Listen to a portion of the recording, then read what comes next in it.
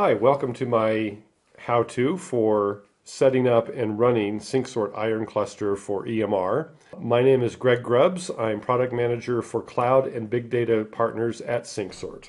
SyncSort Ironcluster for EMR is something that allows you to have an environment that controls a cluster and sets up a developing, debugging, and testing environment, and even production environment, if you so wish, for running ETL-style jobs in the cloud.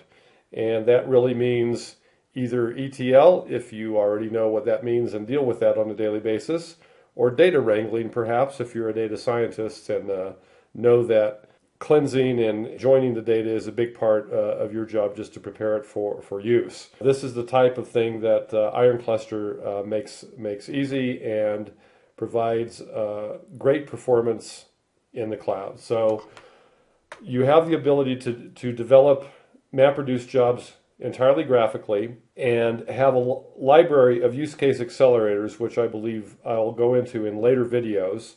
But we'll actually run one at the end of this how-to series, and we'll be able to leverage all of your cloud-based resources, very simply. So basically, the last point on this slide indicates that we have a no-brainer price. In this case, as of July 2014, when I'm making this video, that price is $0. So there's no additional charge for using Ironcluster from the marketplace. You just pay for the Amazon AWS resources. It's available on Marketplace, and that's where we'll start. This is a technical video, but I wanted to start with a bit of an overview. It gives you a Windows workstation because the development environment actually runs on Windows, although it can be, of course, run on proprietary Unix, on single server Linux, on Hadoop, or on Windows Server. But because you may not have that software installed and have a license for it, then basically Ironcluster gives you that license and gives you a Windows instance to do the development with. You also have access to support and a community, and I'll go into that when I bring the Marketplace page up. So what are we actually bringing up? Before we actually launch this stuff, I want to show you this overview. What we start with is actually the ETL Server instance. So that will start up, and it's a Linux server with Ironcluster installed on it. And from that instance, we can choose how to bring up the cluster and the Windows instance. So there's a script that we'll run that will bring up the cluster on EMR with the types of instances for the master and core nodes that you want, and the type of Windows instance that you want as well. There's a service running, and several services, or capabilities I should say, running on the ETL server, which include a daemon or service, this DMXD, which connects to the Windows development environment and can submit jobs into the cluster. So I may also refer to the ETL server as our edge node, because it's used as a traditional edge node for the Hadoop cluster. Now, for prerequisites, they're all AWS prerequisites. So if the assumption in this video is that you've already used at least EC2 on Amazon Web Services, and you therefore have an AWS login, either a root user or an IAM user. You have at some point saved your AWS access keys, and this is very important. They are needed. So if you need to generate another pair, then do that before proceeding with this video. And then, of course, you'll have an SSH key pair that you're going to use, which will be in the form of a .pem file, and that's all standard AWS usage stuff. So we start our journey at the AWS Marketplace page, which is aws.amazon.com/marketplace.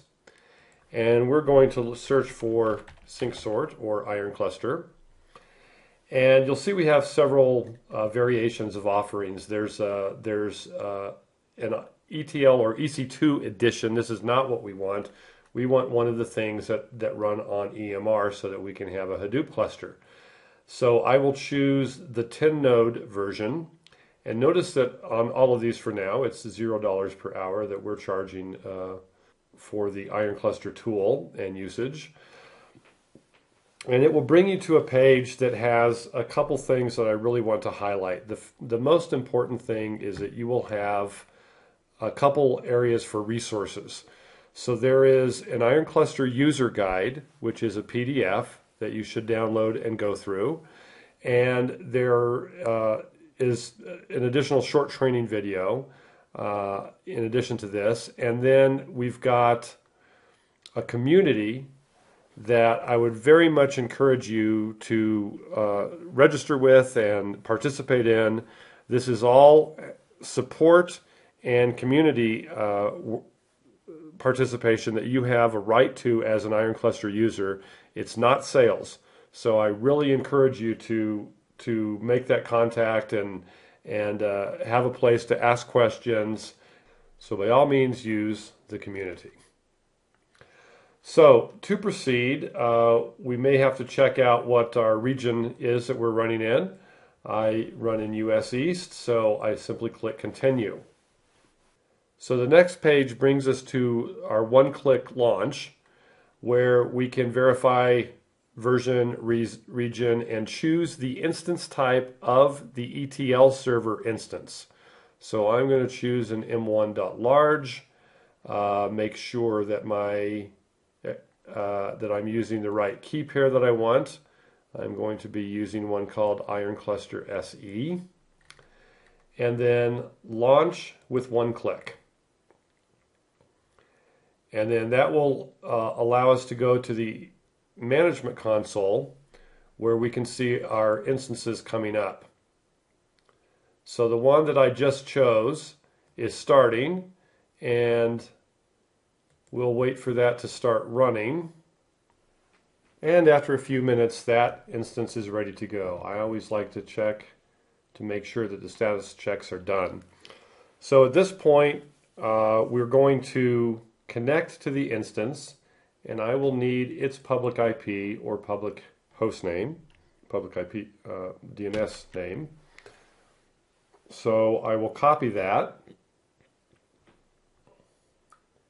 And then let me show you the commands we're going to be doing. We need to run on the ETL instance a script that will launch the cluster the way we want it and will launch the Windows instance the way we want it. Both of which are optional, by the way, but we're going to do both of them in one go. So you'll have a public DNS that will look something like this. And then we're going to connect to the ETL instance as EC2-user. So we first need to copy our PEM file over to that instance, and then we need to SSH to it and run the script that I'll show you. So you might want to take note of this slide. Everything in orange is something that you have to put in with your own values. So you'll have your own DNS address for the ETL instance. You'll have your own access key and secret key, your own PEM file, and your own logs if you choose to do logging of the instances. One thing you may have noticed that I left out of my scopy and SSH commands is the path to the PEM file itself. So ordinarily I would have to say scopy-i SSH and then my PEM file and then do the rest of it. But I tend to use SSH agent and have my key already loaded in. So that's the only reason I didn't specify it exactly. So we'll copy our PEM file over, and notice I have it copying to the .ssh subdirectory. And then go ahead and log into our instance. Okay, now the only thing here is a shell script with a whole lot of options, which is why I gave the slide so that you can see exactly what the command is that we need to use. there's a possibility of bringing up only the EMR cluster, only the Windows instance, or both. We'll choose both that's the default, so I leave that parameter out. And then I'll go ahead and fill in the rest of these parameters. And we go ahead and launch the script. And then it will start bringing up, and notice that it says the job flow is in a starting state, waiting for it to go into a waiting state. So in EMR parlance, a job flow is a cluster, and by default it will come up and run a single job that you specify and then terminate. In our case, we don't do that. We keep it in a waiting state, which means the cluster comes up and then you submit jobs at will and then have to choose to tear the cluster down. So that's all done in the standard EC2 way, which I will show those instances coming up. And then it's just a matter of waiting for all of those cluster instances to start and the Windows instance to launch. So we'll come back when that has finished. So our instances are up and running now. We'll switch back to our script. And it is asking us for a password for the Hadoop user. I'll just give it a simple password that it will complain about. And then at that point it will finish preparing the EMR cluster and then start launching the Windows instance. And that will take a few minutes before it's up and running.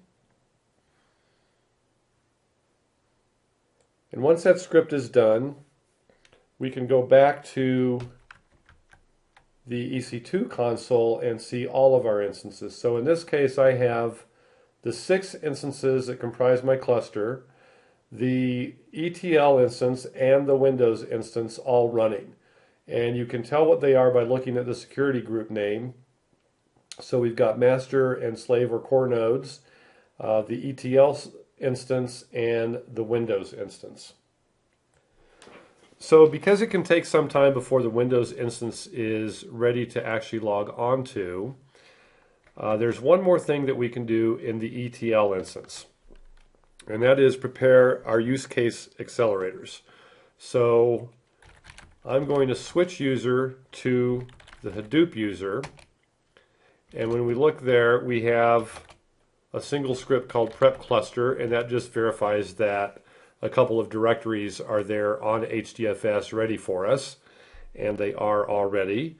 And then we'll switch to UCA. Use case accelerators are the templates that we use, that we provide in order to do a lot of business type of processing. So if you have a file-based change data capture or loads from a mainframe or weblog aggregation or our old friend word count, we've got examples of how to do that in Ironcluster. And it's something that you can modify and use yourself, but we'll run one of those in the next video. For now, we're just going to set up the one script, and I'll jump to the chase and tell you that the keyword to use is all. It means load the data for all use case accelerators that we have. And that will copy those files onto HDFS so that we'll be able to use them in part 2.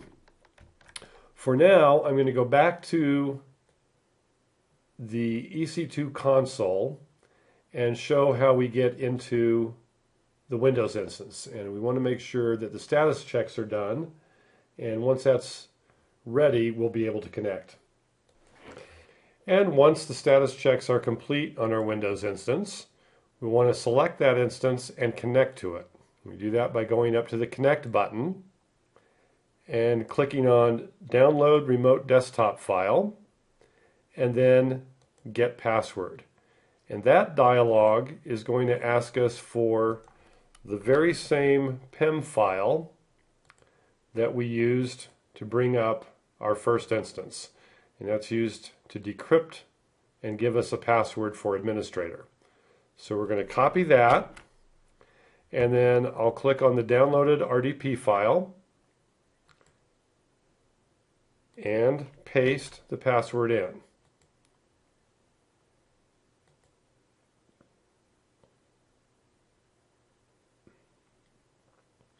At that point, we'll be connected to our Windows instance, and we'll start off here for part 2. So part 2 will involve setting up there's a little bit of connection that we have to do with the Windows instance, and then bringing up the development environment and using one of those use case accelerators to run a job on our cluster. Thanks, and look forward to seeing you in part 2.